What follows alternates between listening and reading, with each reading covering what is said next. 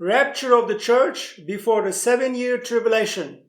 7-year tribulation before the second coming of Jesus Christ.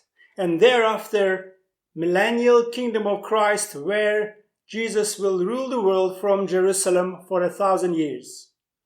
Are these really biblical ideas? Are they really well found in the Bible prophecies pertaining end times? Welcome to this episode. I am Marco Kiroglu from Countdown to Christ Ministries, and in this episode, I will unpack these questions. What is the original pre-tribulational rapture view?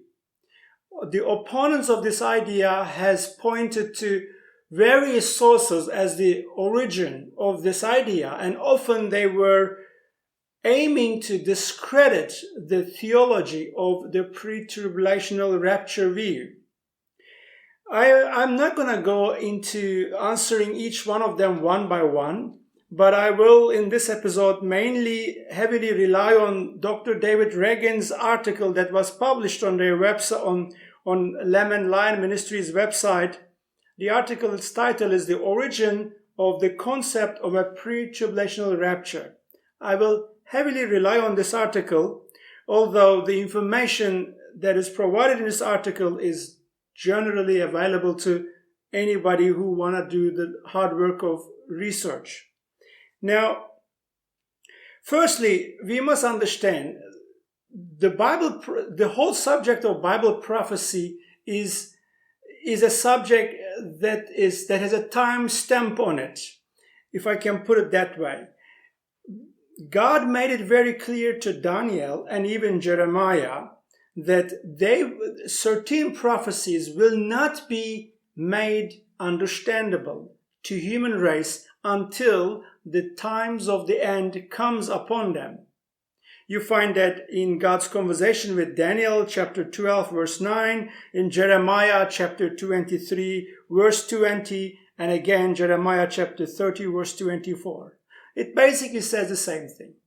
Certain prophecies will not be understood until the last days come upon humankind. So that automatically shows us that certain prophecies, although they are in the Bible, will make no sense.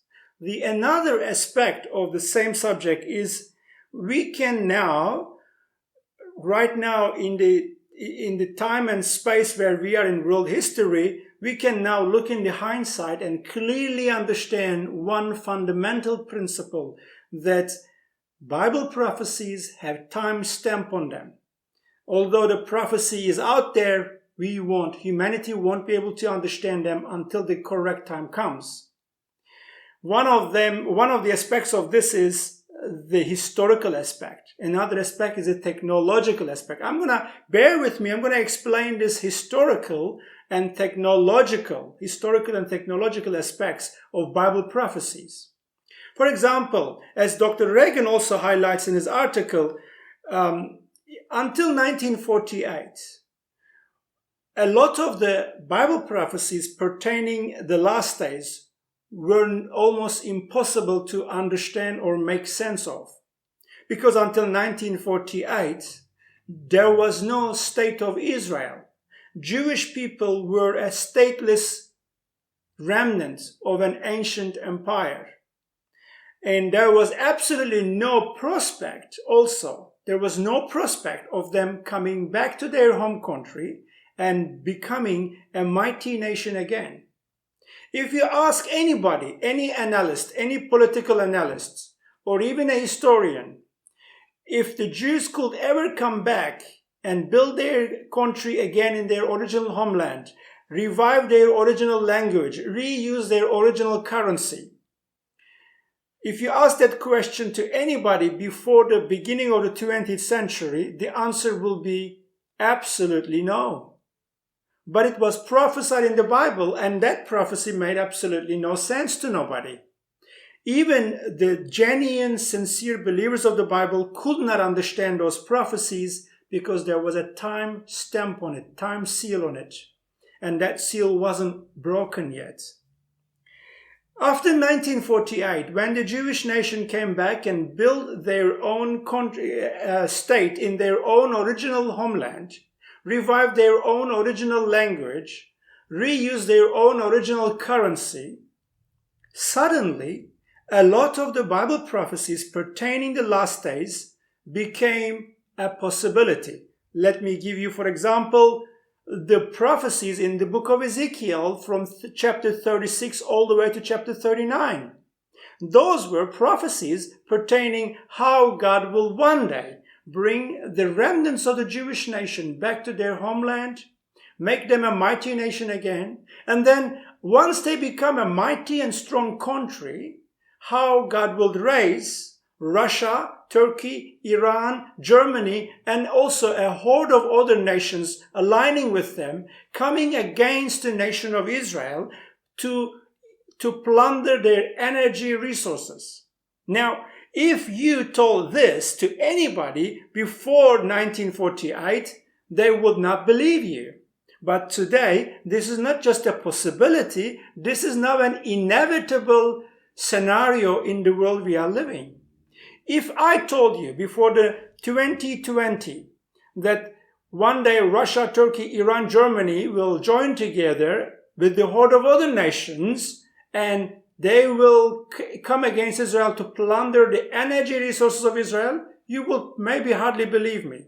But today in 2023, where the whole world is actually cringing under a massive energy crisis and Europeans want another energy source other than Russia, energy becomes the big factor in all the international diplomacy and international politics.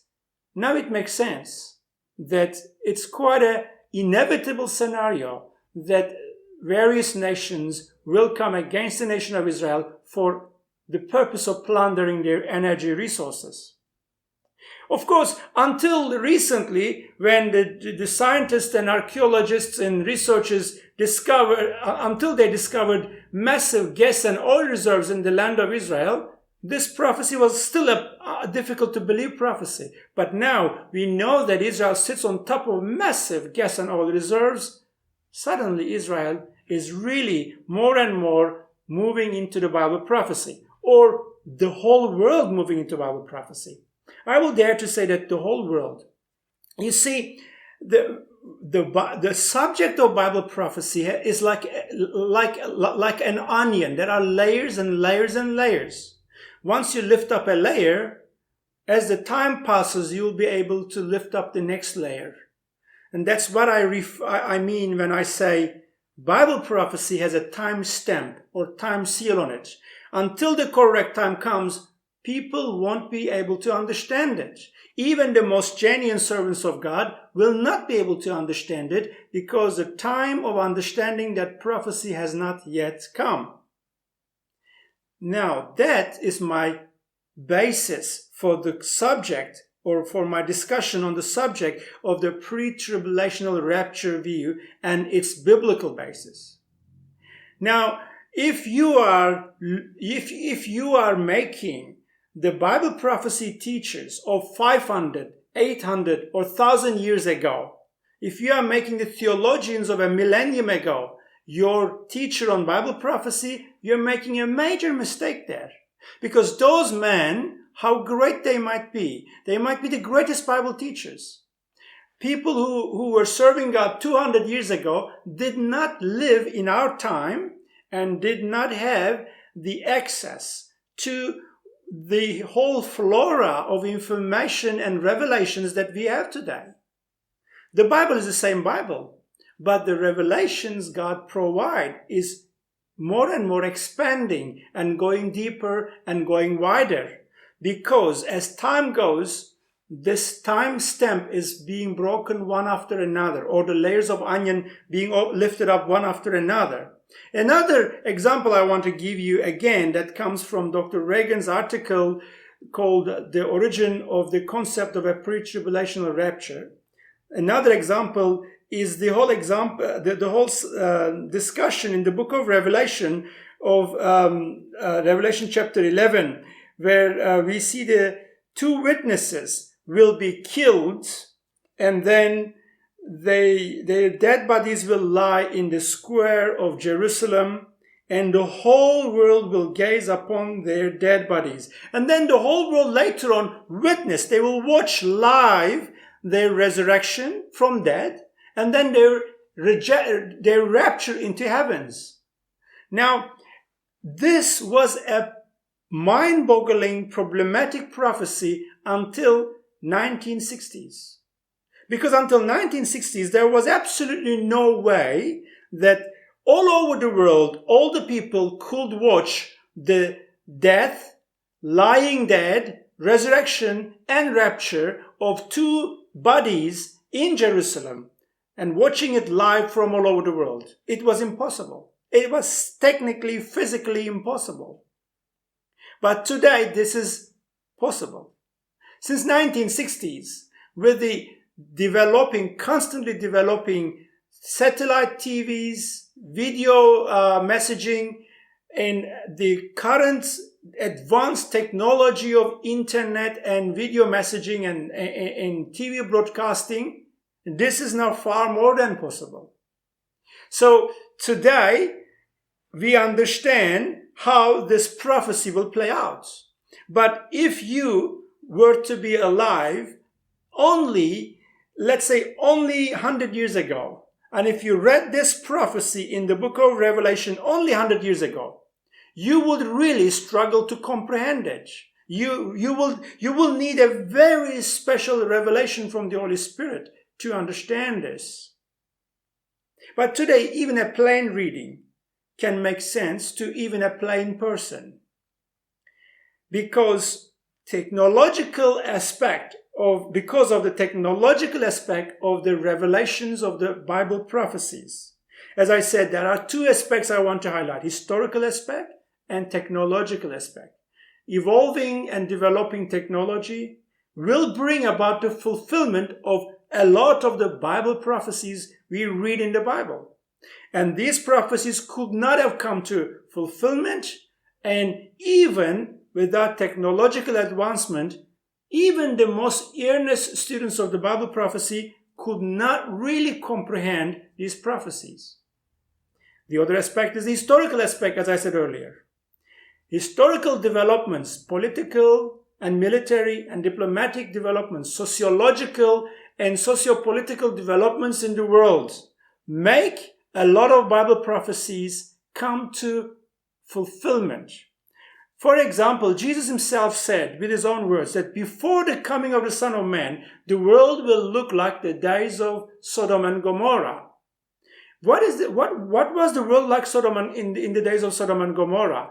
Just to give you a few pointers.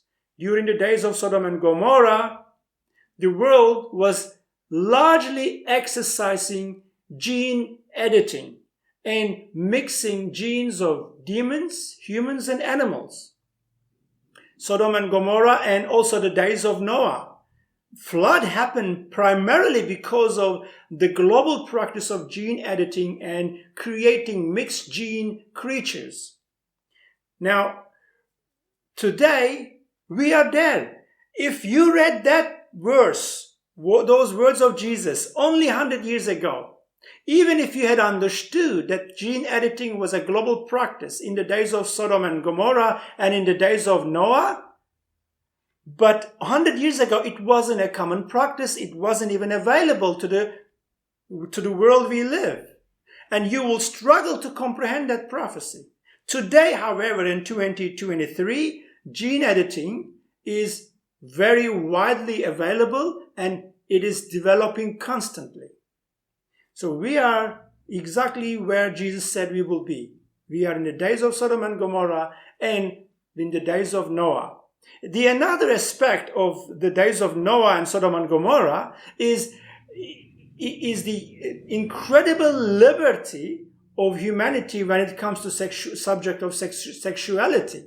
Sexual relations in every direction you can imagine. Sexual orientation and sexual re-identification in every form you can imagine was taking place in both Sodom and Gomorrah and also in the days of Noah. Today, it is exactly like that again. If it was only 50 years ago, these verses probably wouldn't make sense to you.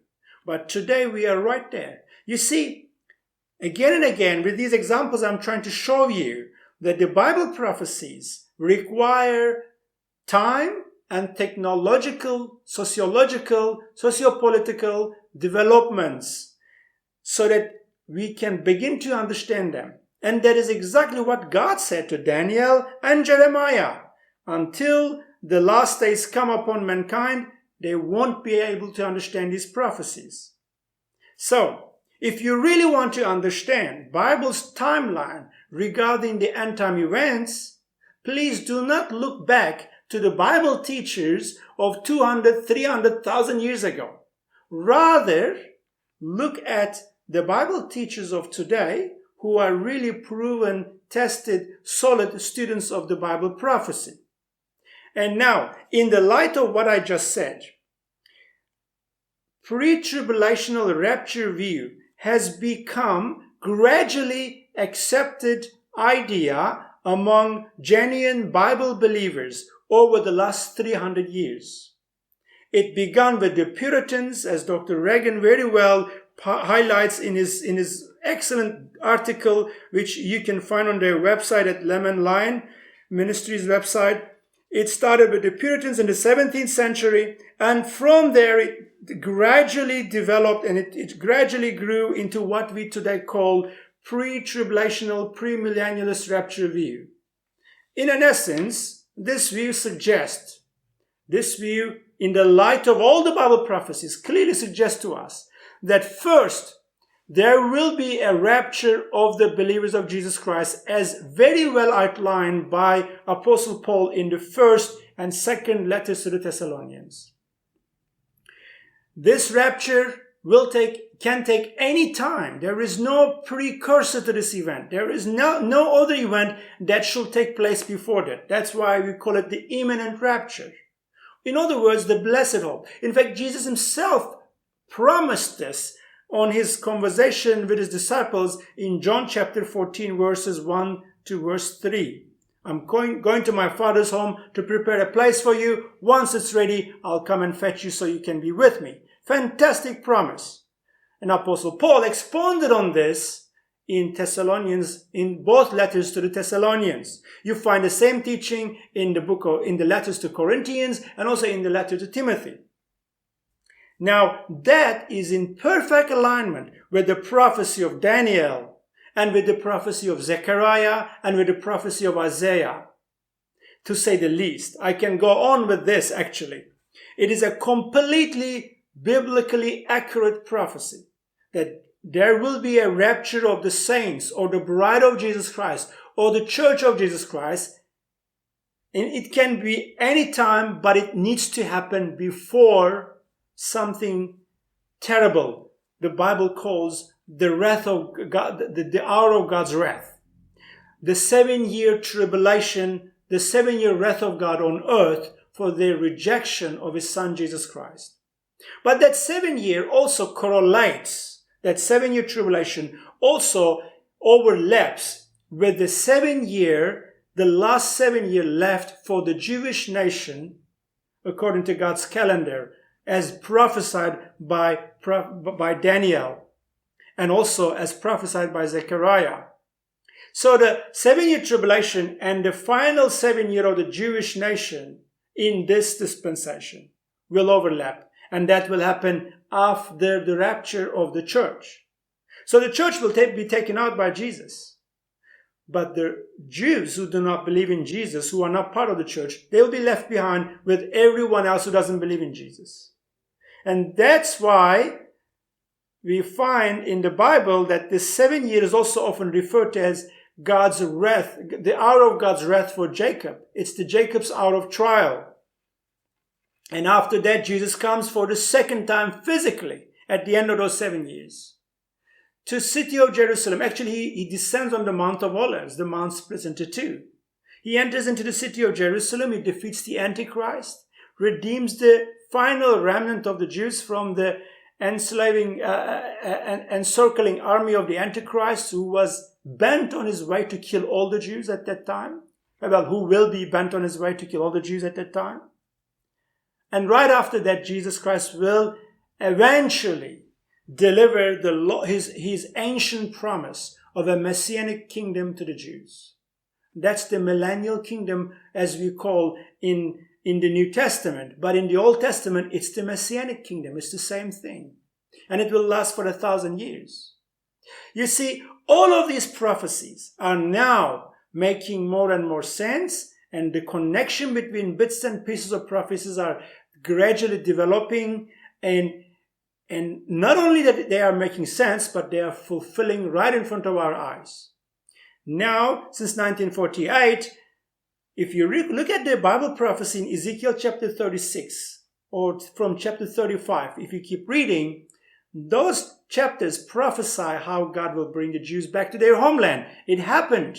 They became a mighty nation. It happened. Their army is rebuilt. It happened. They are speaking their original language again. It happened. But then the next thing is, there is going to be a big war between, a big war that is led by Russia, Iran, Turkey, Germany against Israel. And there will be a horde of other North African, Arabic, Muslim countries also joining them. This is called the War of Ezekiel 38. And that didn't happen yet. But if you look at the global scenario today, that the dire energy crisis the whole world is facing, Israel is sitting on top of huge reserves, recently discovered huge reserves of gas and oil. And Europeans are fixing their eyes more and more onto Israel's gas and oil. Russians are being upset because Europeans don't want to buy their gas and oil, but want to buy the Israel's oil. Everything is now more and more going into the direction of this prophecy being fulfilled in the next couple of years, if not this year. And the rapture can happen anytime. It can happen before or after this war. But I tend to think that the rapture actually will happen either just before this war or just about this war. And I talk about this war in my other videos. You can find them in our archives. The War of Ezekiel 38, the Great War against the nation of Israel, Russia, Iran, Turkey coming against the nation of Israel. They're all talking about the same subject. We are living really in exciting times. We entered a new year. And in this year, I believe, we are going to see a lot of Bible prophecies pertaining end times being fulfilled right in front of our eyes. And above all, I am hoping and waiting for the rapture because that's the blessed hope Jesus promised to us. With that, I greet you. Until I see you again in our next video, be blessed and fix your eyes on Jesus. Goodbye.